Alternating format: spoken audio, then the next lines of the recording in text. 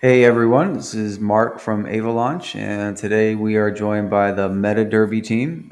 We have Mike and Sky, and MetaDerby is obviously our next sale. This is one that we are really, really excited about. There's a tremendous amount of history and fundamentals and things to get into about the project that are just tremendously exciting, and I'm looking forward to covering all that today. So thanks for joining us, guys. Yeah, thank you for arranging this and thank you for having us on. For Yeah, sure. thanks a bunch, Mark. Yeah, cool. Well, just really quickly, why don't you guys just introduce yourself? Mike, I'll let you start, and then Sky, why don't you go? Sure. I'm Mike, MetaMike from MetaDerby. I'm the founder. Um, I've been in the crypto space since 2017. I've invested in at the seed round level. I've advised. I've even co-founded numerous projects, probably somewhere in the range of like over 20 to 30. I got into NFTs last year, and naturally that leads into like the PD space. I mean, I've always been monitoring it, but on a token level because of the trading. But yeah, after getting if once you deep dive into NFTs, it kind of spirals out of control, and then you kind of like look up everything that's involved in NFTs, and also in my personal life. Of course, most people used to play video games growing up, and one thing that blockchain does really well is allowing you to own your own assets, basically, right? So, I probably envision a day where it's very normal that all games have kind of like a blockchain NFT inventory aspect to it.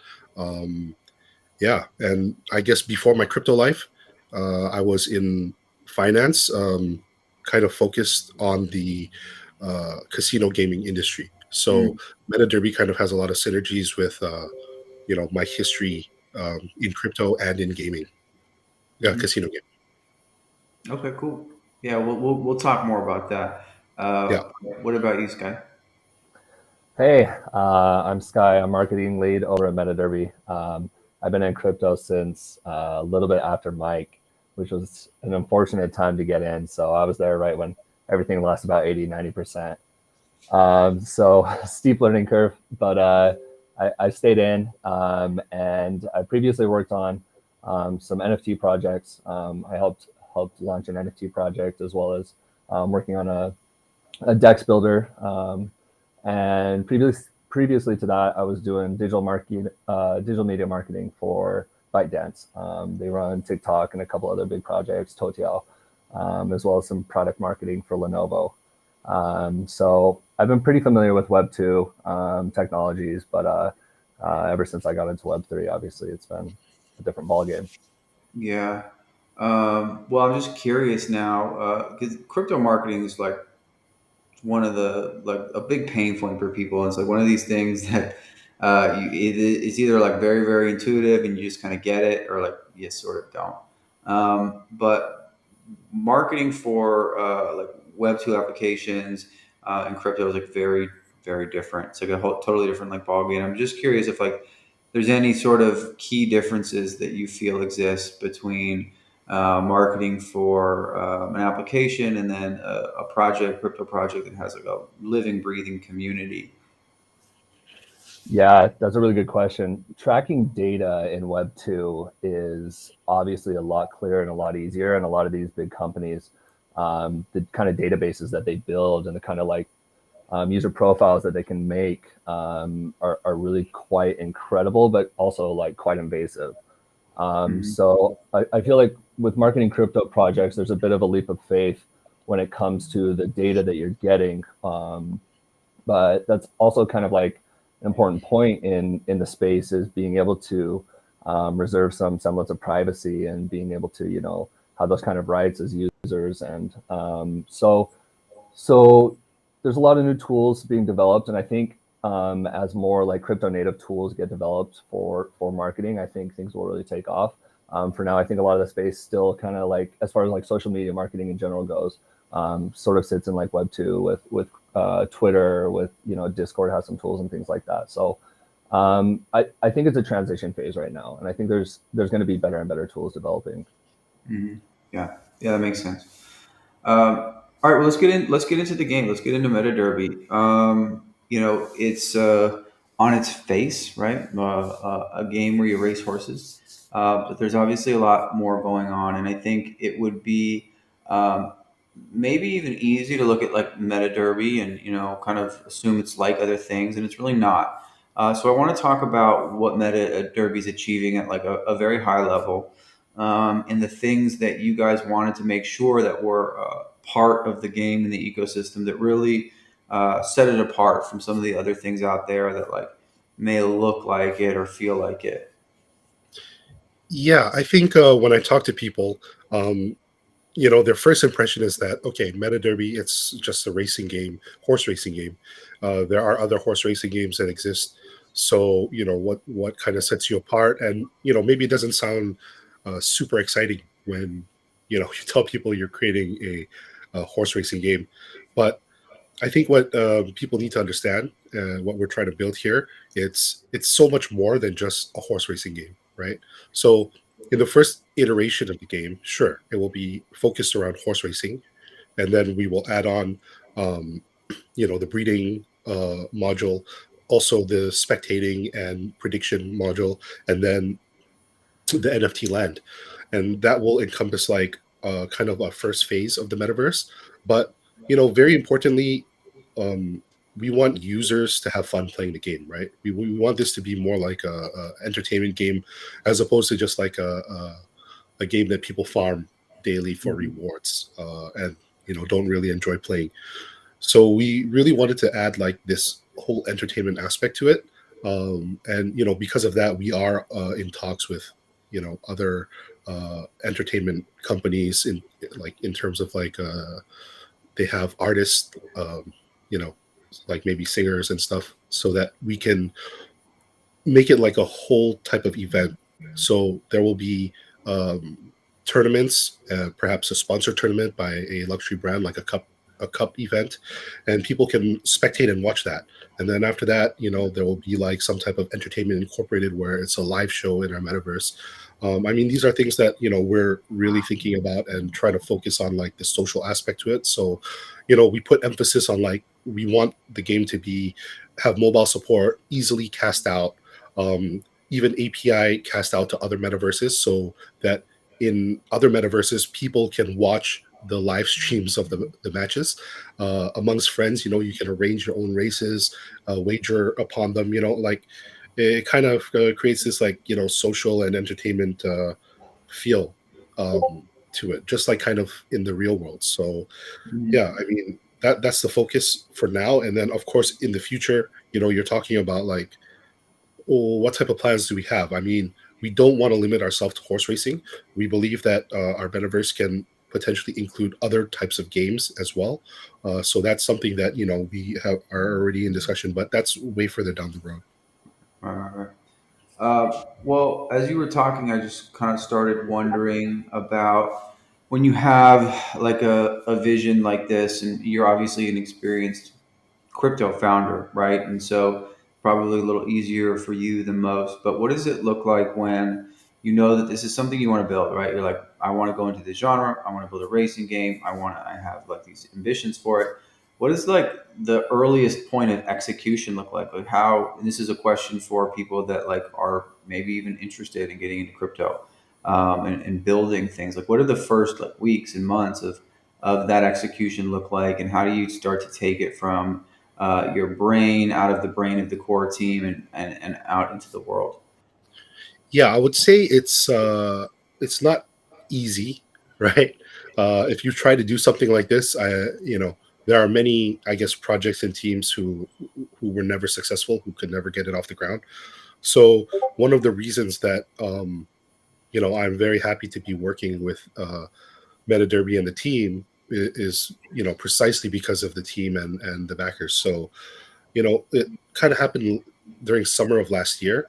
Um, our tech lead, who designed the game logic and all the breeding mechanisms, the logic behind that, he was an avid gamer, and he would play a lot of these PDE games. And I think he realized that there were certain things in the system that could be improved upon, or that are not really great for maybe the longevity or sustainability of a game.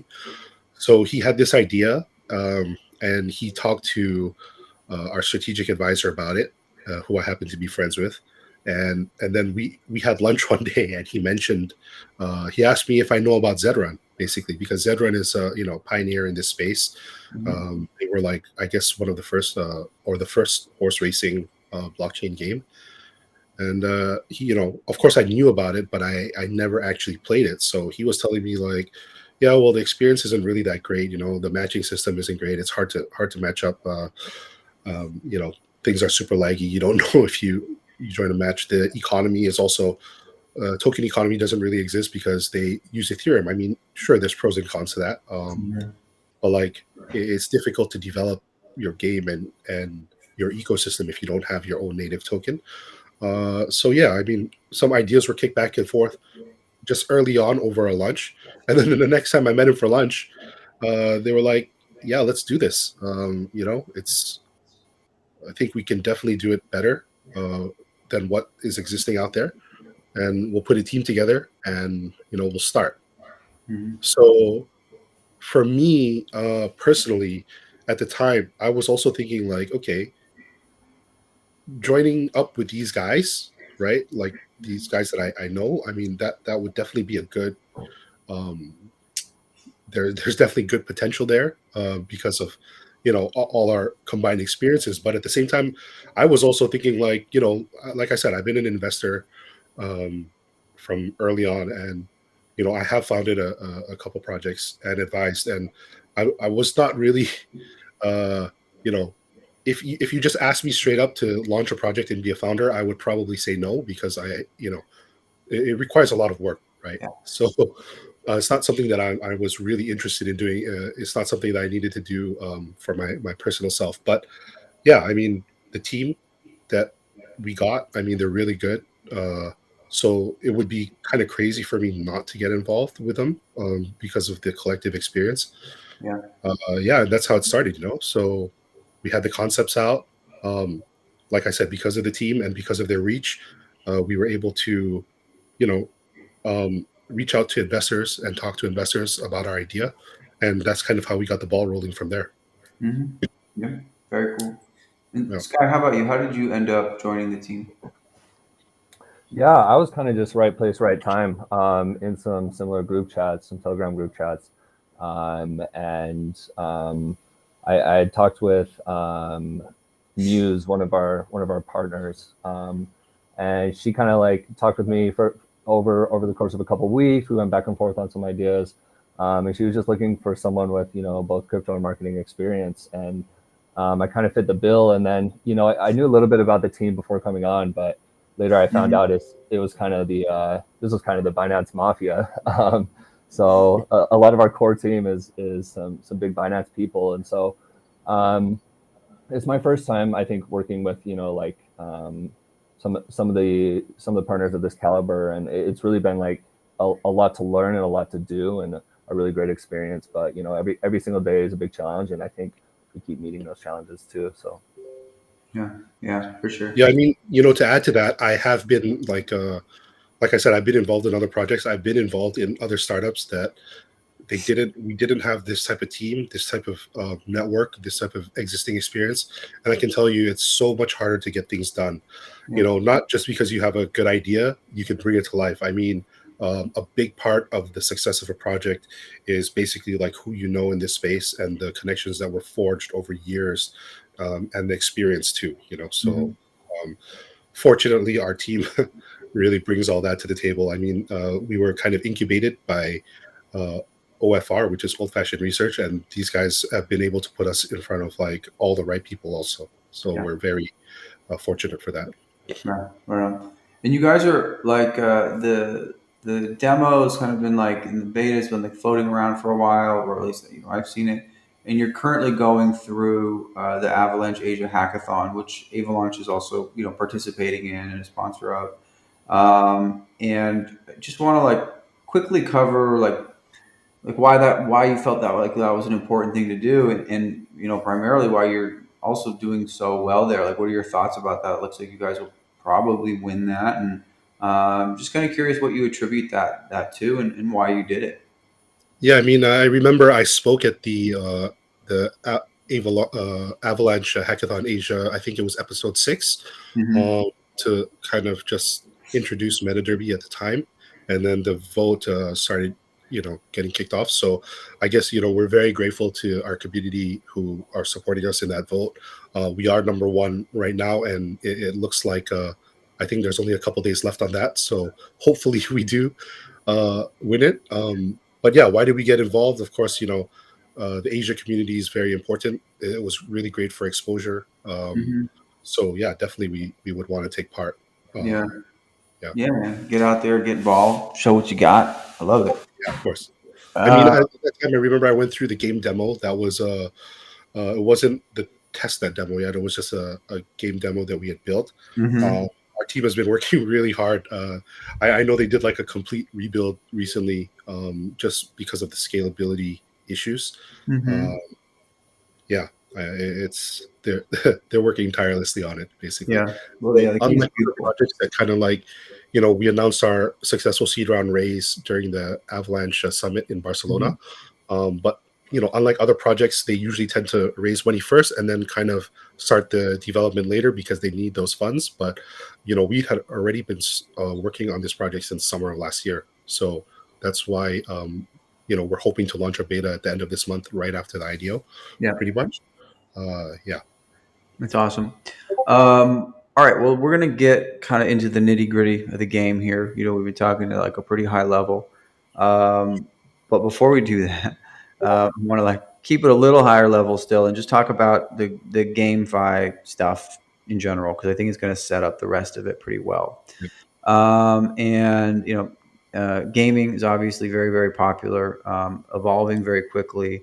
A lot of rapid thinking and iteration around economies and scaling and things like this. And it's a pretty interesting thing to observe. You guys launching at this point in the evolution of GameFi actually, I believe, puts you at kind of an advantage because you have the benefit of hindsight and watching some other projects and observing and learning. And so, before we go into the specifics of MetaDerby, like what have it been your just general observations of gaming and GameFi over the last couple of months? And is there anything like out there that you actually are excited about and like, and is anything you're maybe taking away from those projects? yeah. So over the last few months, I know people have been saying that GameFi maybe is oversaturated or whatever, because maybe not necessarily just GameFi, but crypto in general, the market has been down. So because of that, everything slumps a little bit, and then you have all these bears and negative people saying, "Oh yeah, it's kind of over." But I don't know. From what I see, I think like there's definitely a rush for teams to kind of put out something, and not necessarily it's going to be good, right? There's going to be uh, a lot of teams who just put out something that's not great, and they fail. But definitely there are bigger names joining this space, Hmm. and it's here to stay, right? And we're at a very early stage of that. So yeah, we are in a good position because we could see the past 1 year of like kind of GameFi and what the success stories, like in what parts they were successful and which parts they could improve on.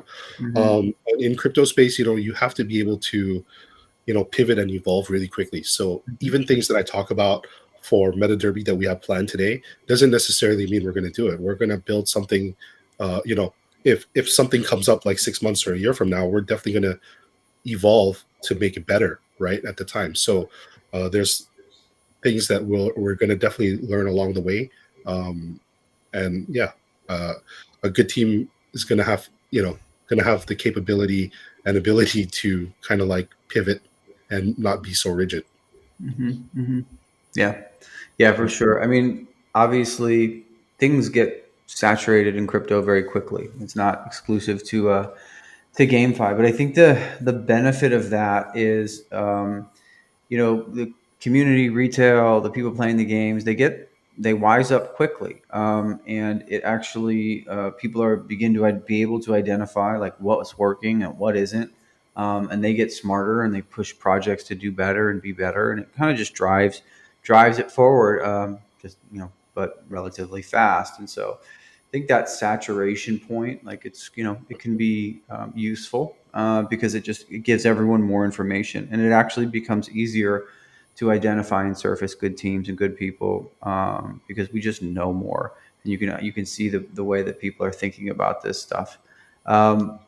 With MetaDerby, you guys have a kind of an interesting distinction, which is a joining, right, of play to earn and free to earn.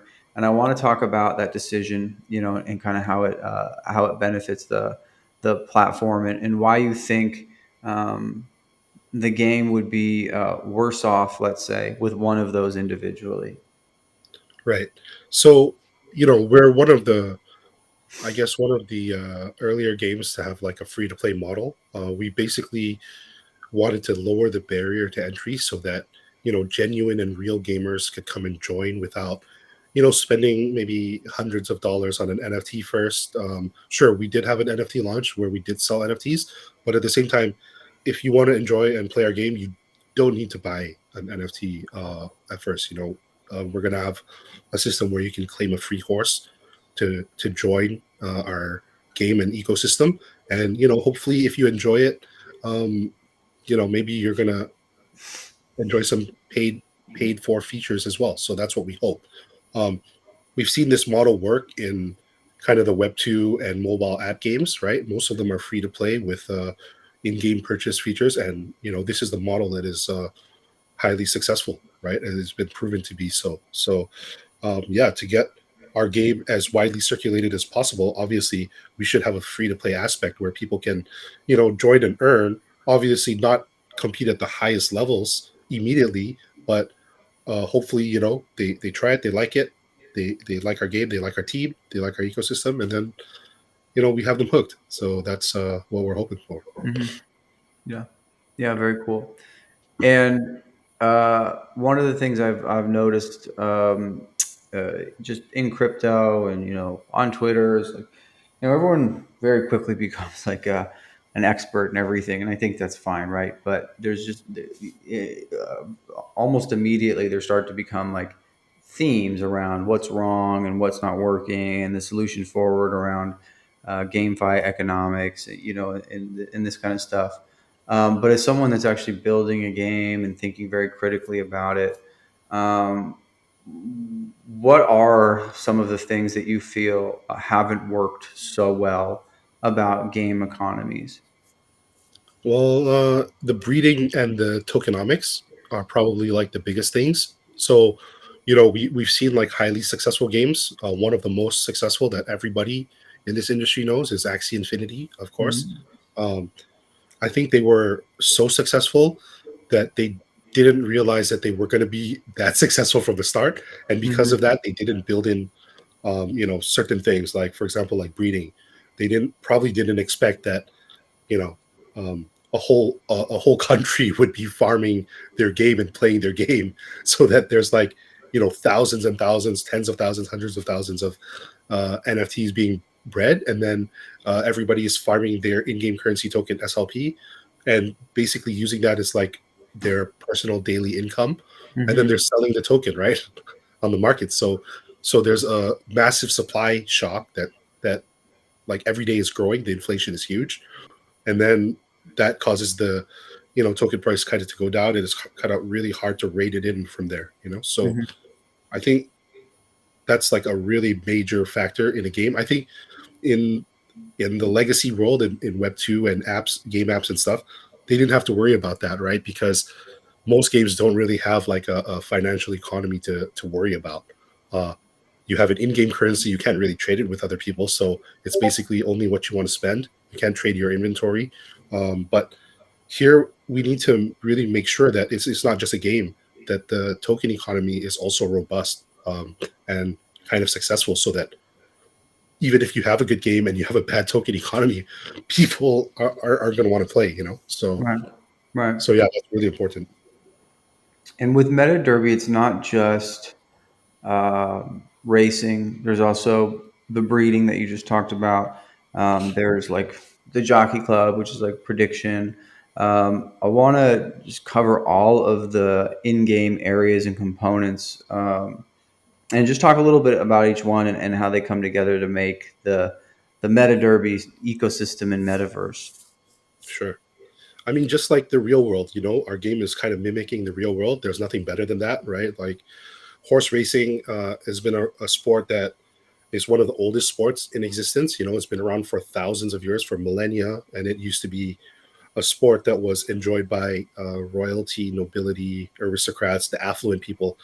Um, but with the advent of technology and cars and things like that, it kind of, horses, the need for horses has kind of like slowly dissipated down, right, over the course of the last like 2 centuries, I guess.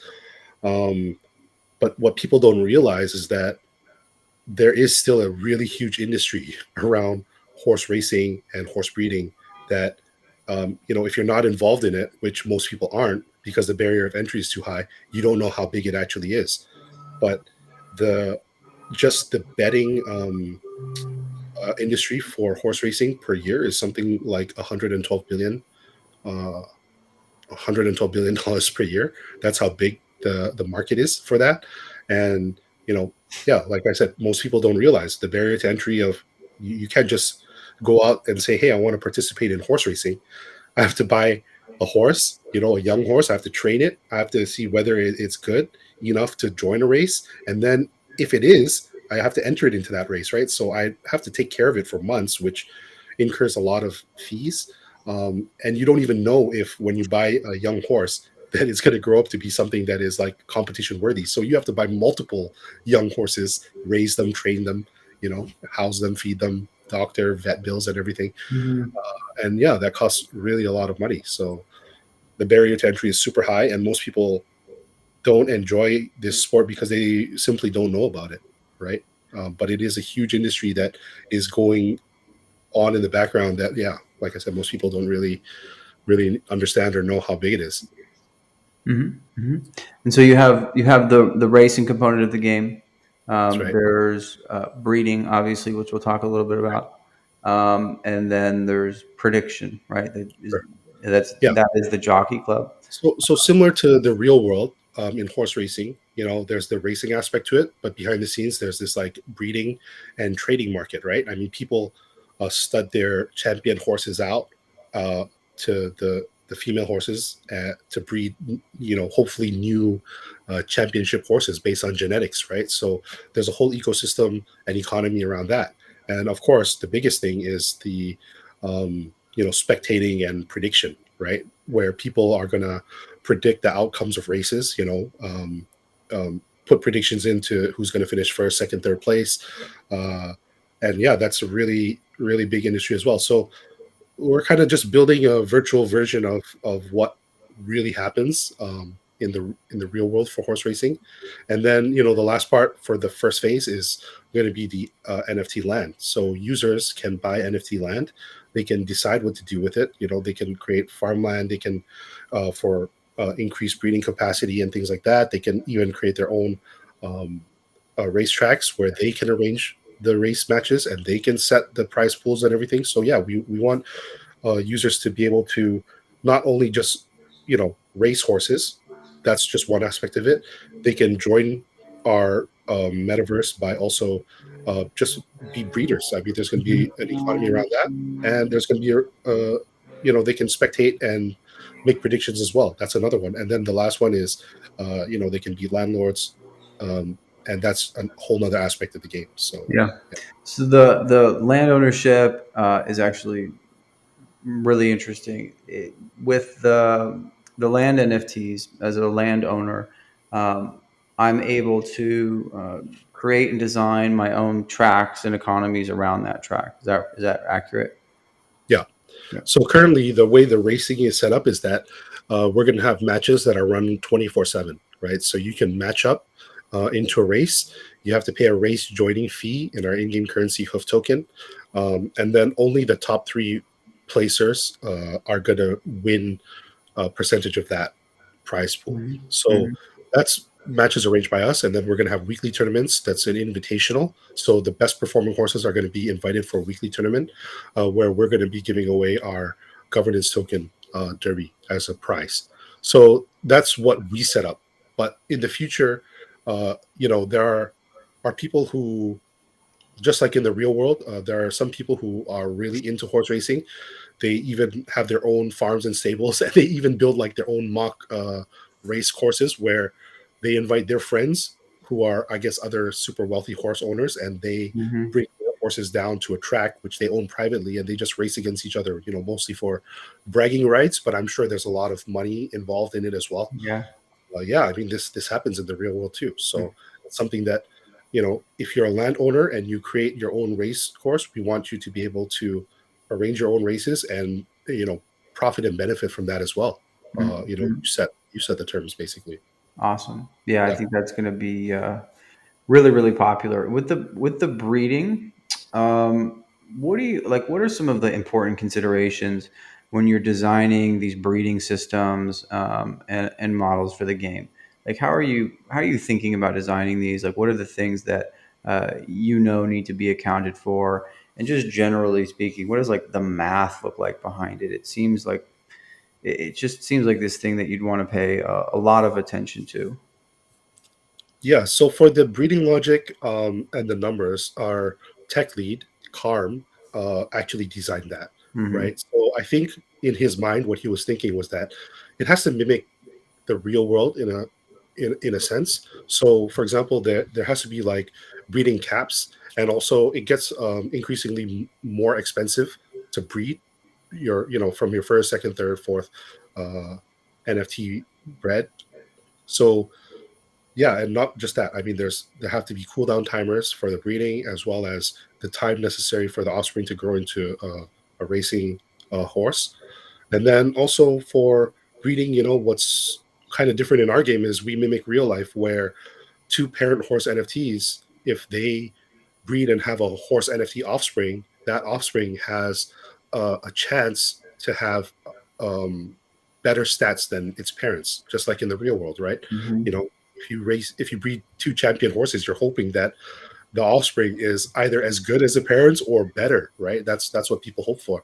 So we've introduced this into our game logic, which is, I guess it seems like it would be like something that kind of goes without saying because that's how it is in the real world. But actually, in PDE games, it's not really like that at all, right? Hmm. There's Genesis lines, they breed, and whenever they breed, they create an NFT that is kind of diminished stats from there. So for the longevity of the game and sustainability, that's not really that good because generations and generations in, it just kind of getting like worse and worse the stats, right? Whereas we wanted to design something where the Genesis line might not be the most expensive horses because you could breed something that is better, right? So yeah, that's our kind of thinking around that.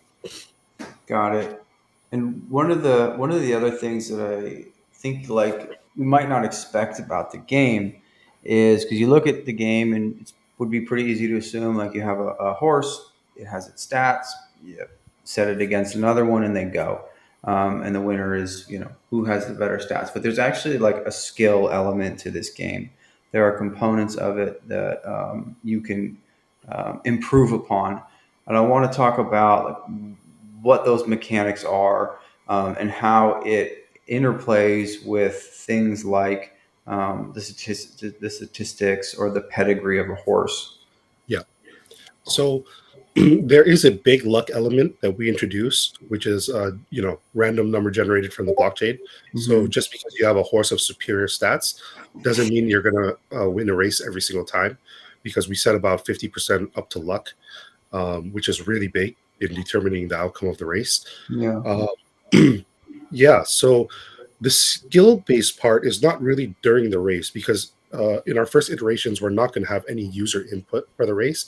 The race is going to start and then it's going to end. There's no real user input, but we do hope to build user input into it in the future, where we pair the horses with jockey riders, and then users will even be able to have like a VR first person view of the rider riding the horse, and then they will be able to kind of like just like in the real world, the jockeys will kind of whip the horse a little bit to make them sprint and kind of control like where they push it and where they don't, because they know kind of like what the stamina of the horse is like and everything. So yeah, we want to introduce this into the future, but the part you mentioned about the stats. So the way we're setting it up is that horses, as they race and they win, and we'll have training things for them, they'll earn points, and these points can be allocated into different stats to boost specific trait stats. So if you feel you're lacking on the stamina or top speed and things like this, you can kind of add points that you've gained over time to boost these stats of the horse. Yeah, so that's the plan. Very, very cool. And I want to just go back to the land really quickly. The land sales, has this begun yet, or it has not? No, that's going to be a lot later. So land sales are going to be done and going to be sold to people who have our Derby token, which is our governance token. So it will only be able to be purchased with our governance token, basically. Yeah. Okay. Our Okay. first our first module is going to be racing first, and then the spectating and prediction part with breeding, and then NFT lands. Right. Right. Right. Okay. And this is maybe a question for Sky, because Mike, I think you've done a really good job about distinguishing the game from a gameplay and technical perspective. But the reality remains, right? This is still a very, very competitive space. There's a lot of people vying for money and attention for these games.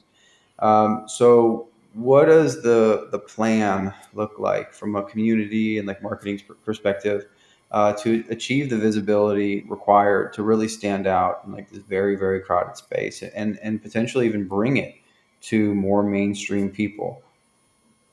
Yeah, that's a good question. I think if you think about the free to play model, even in like the Web2 space, some of my favorite games are free to play, right? And the amount of users that you can bring on with that model alone, and the sort of different business model that pertains to that space, I think is a huge advantage for these games. But what they don't have and what we're able to do and iterate on is the play to earn model. So having simultaneously a free to play and a play to earn model is really kind of our pushing point.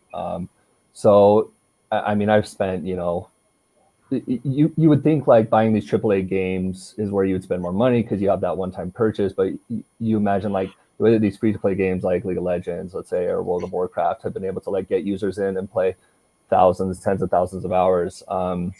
It's a very different model, and it has a lot more potential to it. So I think that's big for us, and being able to advertise to everybody and to get anybody onboarded into the game, and also to have the promise of earning from playing that game, I think is a pretty cool innovation for us. Yep. Yep. Yep. And are there any um, real world kind of marketing activities or crossovers that Mike kind of alluded to them earlier, that at least thematically you can talk about? You don't have to sort of state anything publicly, but I think it would be useful to understand how you guys are thinking about bolstering the visibility of this game, potentially in the real world.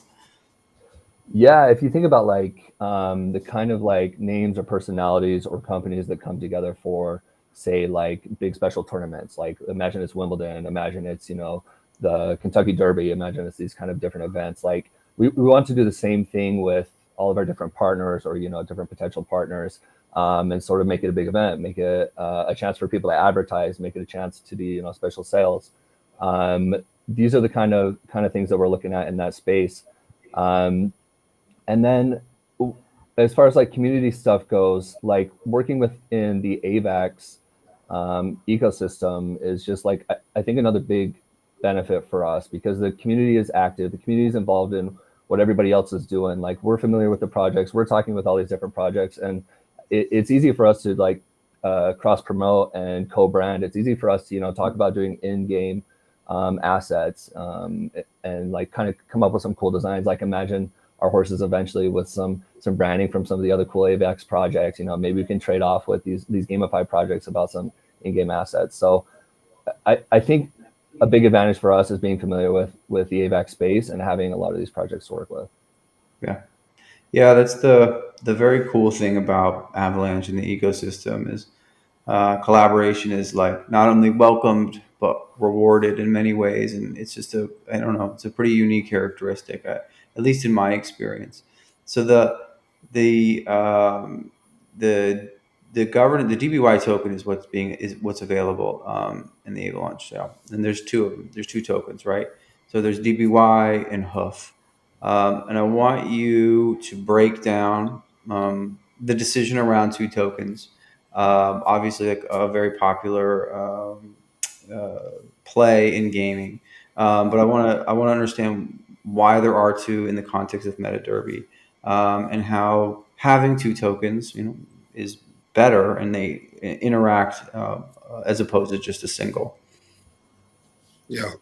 So the governance token is finite, right? So whenever we burn that, it's deflationary. So our hoof, our in-game currency token, we actually want that to be more like kind of like a stable coin. We don't want that to fluctuate as much. Uh, so basically, most of the things happening in game are revolved around hoof token. But you know, for Derby token, um, obviously, if you want to buy NFT land, that's going to be the only way to do so.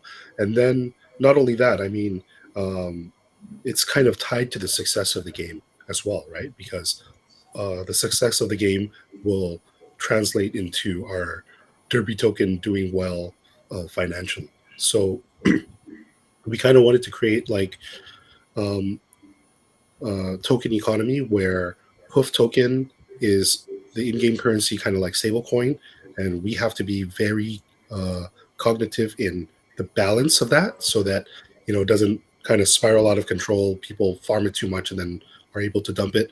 We have implemented like multiple burning mechanisms to kind of balance that out for hoof token, and then yeah, um, I guess that was kind of you know the thought process behind that. I mean, we've seen other projects that implemented dual token models. We've seen single token models and as well as no token, and by far the best is still the dual token model as long as it's managed properly, um, especially in terms of the in-game currency token, which has an infinite supply. You don't want it to actually have too much in the ecosystem. So yeah, burning mechanisms in place is a very important part of it. Mhm. And I'm wondering if you could talk a little bit more about that, because the idea that the hoof token is designed to be relatively stable strikes me as a as a challenge, right? Yeah. And maybe you could tell us a little bit more about the burning, and maybe some of the other mechanisms that are in place to achieve that stability. Sure. So we're going to be paying out user daily rewards in our hoof token, right? So we're putting out tokens into the ecosystem, but we have to have burning mechanisms as well. So in order for users to join a race, there's a race joining fee, kind of like an ante or a bet or whatever. You're joining your horse into a race. You're going to pay X amount of hoof tokens depending on what the class of your horse is. As the class goes up, the ante goes up as well.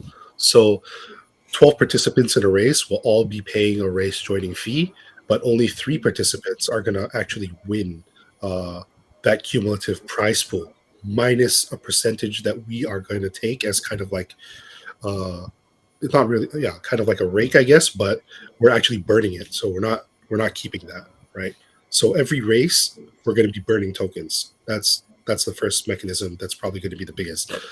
Next, also for breeding fees that are paid in hoof token, we're also going to burn uh, a, a percentage of that, as well as our NFT marketplace. The fees that are charged there, we're also going to burn a percentage of those in hoof token. And then the one of the big ones is for the prediction lottery that we have. So basically, we're going to have this kind of like rolling prize pool, where users can place predictions, and their kind of like bet or ante goes into this rolling prize pool, and if they win, they're going to win a percentage of that, right? But we're also going to set a percentage hold that we're going to burn as well. So we believe that these four mechanisms in place are sufficient for now, hopefully, and they're quite aggressive as well for the percentages that we're burning. So yeah, hopefully we are able to keep a balanced ecosystem from there. Okay, very cool.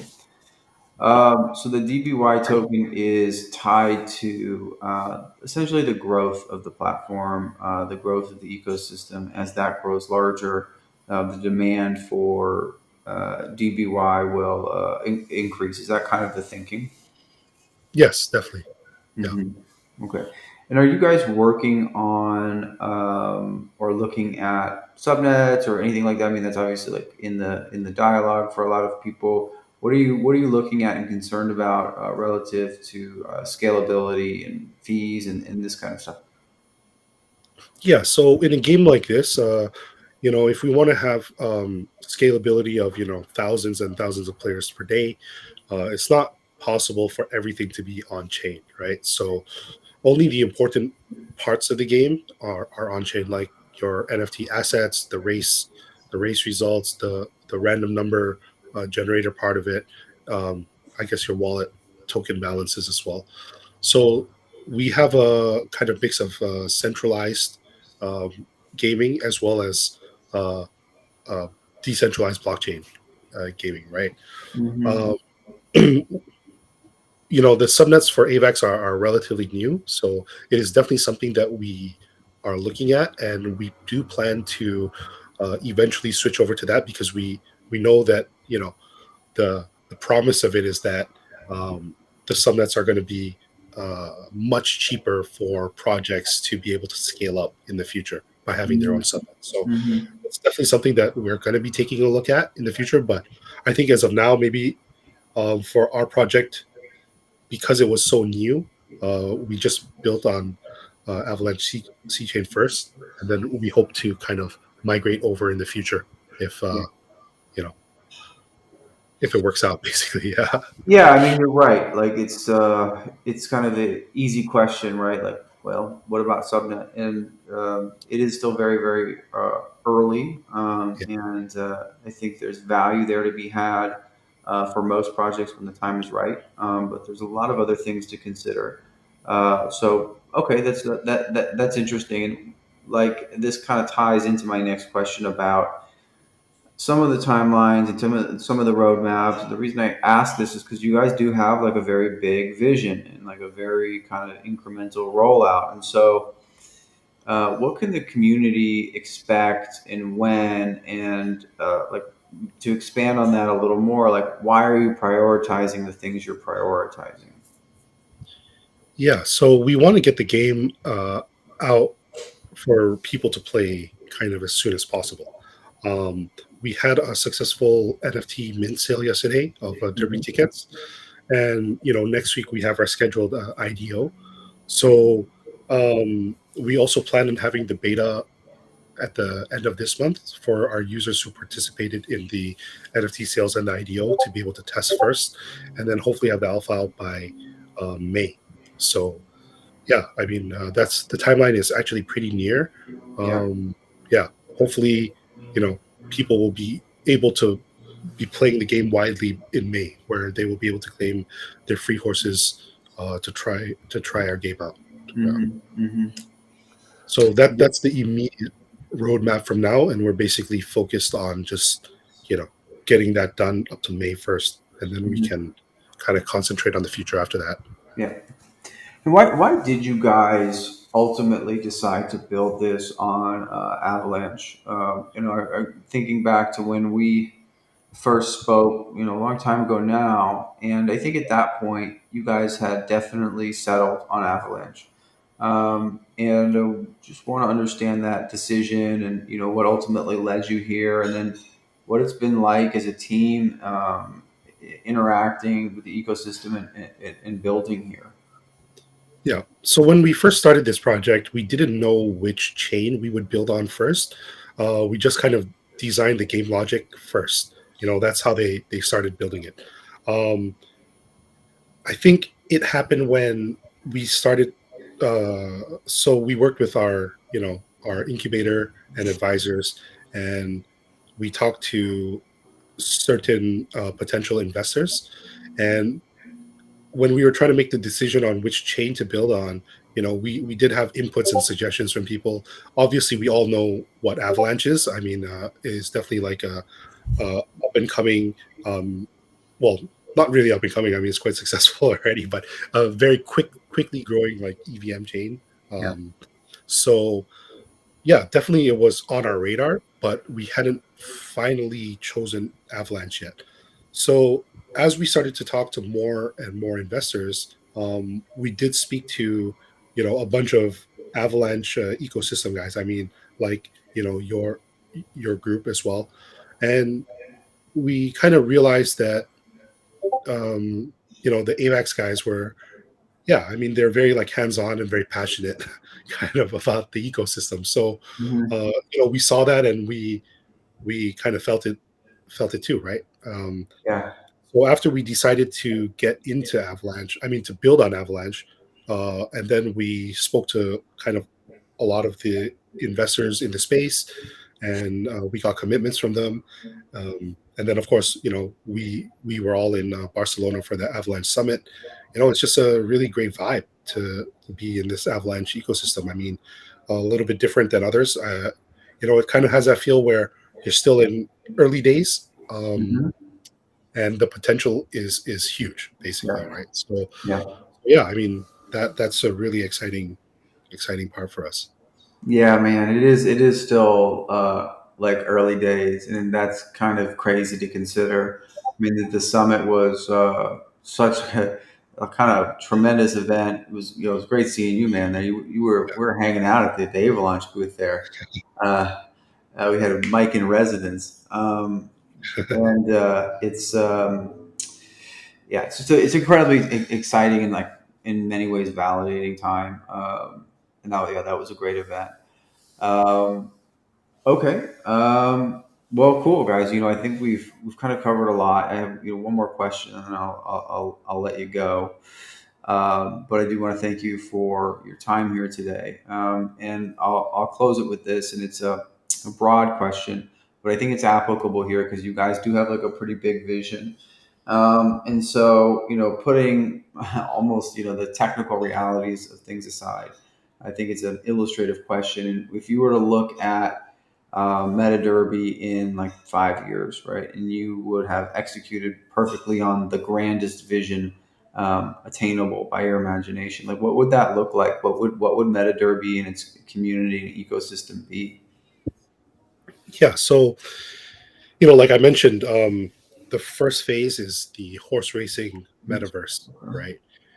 So if we successfully execute that, you know, the what I envision is, like I said, uh, similar to like the Ascot or the Kentucky Derby. It's a huge event, right? Yeah. People go, they spectate, some participate. At the Ascot, you have royalty there, you have the Queen watching and everything. So they attend these events, and there's also entertainment kind of attached to that as well. So, like I was saying earlier, um, people can catch a tournament show, maybe sponsored by a cup, sponsored by a luxury brand, a big tournament, um, and then catch like some live performances by some artists, uh, and you know, people can be watching that together. And then on the side, in the downtime, maybe they can even be arranging their own races, betting amongst themselves. And then the the last part of it was that once we complete this MetaDerby metaverse, we do have plans to expand it further. So, one of the questions about why we have a dual token model. So, one of the good things, one of the plans here is that if we have a governance token like DBY, one of the things that our team was also very strong at was network connections with centralized exchanges, for example. So this is going to be a really important part for uh, users who are farming rewards and play to earn space. They're going to want to have like liquidity right? And able to cash out, I guess, right? Similar to like Axie Infinity.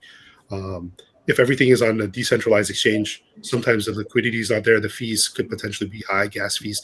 I mean, I know they're relatively low for Avalanche, but still, I mean, the people who farm GameFi games, you're talking about, they're only earning, dollars per day, right? So everything kind of matters in terms of fees.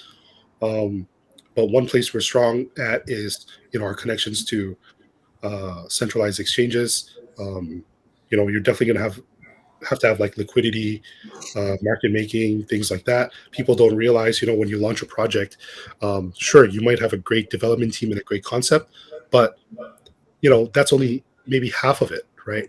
The other half is, okay, I have a token and I have to maintain this token. I have to maintain liquidity of this token. There has to be trading, and people have to be able to get liquid if they want to, right? So not many teams are able to, uh, sure, getting on a decentralized exchange is maybe simple enough, but then like if you want to scale it up bigger and have like centralized exchange, listings and connections, that's a whole nother story, right? So I think what we can offer at MetaDerby is that since we have a governance token, we can start to kind of offer aspiring project creators, like, sure, you have this great concept, a great game, maybe another type of racing game or another type of, game that can join our metaverse. And, why don't you join us under our umbrella that already exists? You can have your own in-game currency token, but you're building under the umbrella of, the Derby token, governance token, basically, Mm-hmm. and kind of our MetaDerby metaverse. So these are, kind of early concepts that we're thinking about in the future, which is, acquiring or partnering with other game creators to build within our metaverse. Yeah. Right. Yeah. Yeah, Very, just very, very cool. Yeah, Sky, please continue. just to add to that, we know horses, we love horses, we understand horses, and horses race, but greyhounds race too, and cars race, and Olympians race. So I think iterating on the first version of this product will open a lot of doors for us. Yeah, that is true. Greyhounds do race. Yeah, Uh, the Falcons too, right? I mean, it depends which which area of the world you're in. There's yeah, every culture has their own type of game, I guess. Yeah. mhm. Yeah. Okay. Right on, man. Well, last question, Sky. If someone's watching this and they kind of want to get involved, what do you suggest? What's the first move? Yeah, definitely come and join our socials. Twitter at MetaDerby, discord.gg/MetaDerby.